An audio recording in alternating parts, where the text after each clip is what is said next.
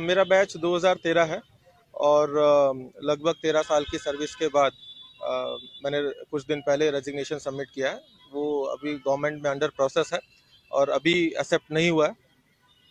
ये डिसीज़न मैंने काफ़ी सोचने के बाद, फैमिली और फ्रेंड्स से डिस्कशन करने के बाद, बहुत दिनों से सोच रहा था, उसको लेके किया गया है।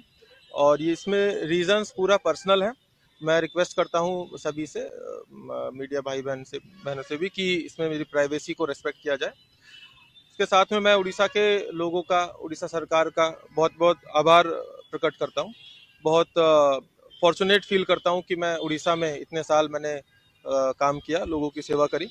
सबसे पहले मेरी ट्रेनिंग गंजाम में हुई, उसके बाद एज एसडीपीओ मैं कालाहांडी में रहा, फिर उसके बाद एज एसपी में मलकानगिरी, अंगुल, गंजाम, उसके बाद डीसीपी कटक और डीसीपी भुवनेश्वर के हिसाब से मैंने काम किया।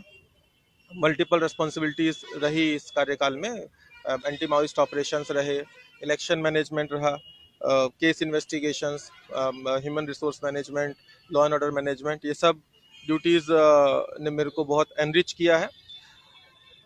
इसके अलावा मैं लोगों का, उड़ीसा के लोगों का और गवर्नमेंट ऑफ उड़ीसा का बहुत बहुत धन्यवाद देना चाहता हूँ कि उन्होंने मुझे ये अपॉर्चुनिटीज़ और ये ट्रस्ट मेरे ऊपर रखा।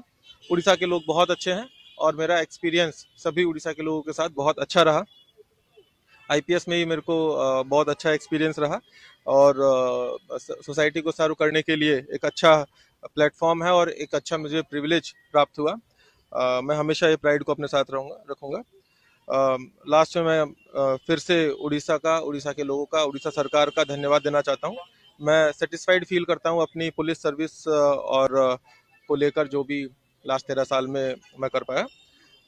जगन्नाथ प्रभु का आशीर्वाद जैसे है वैसे ही रहे।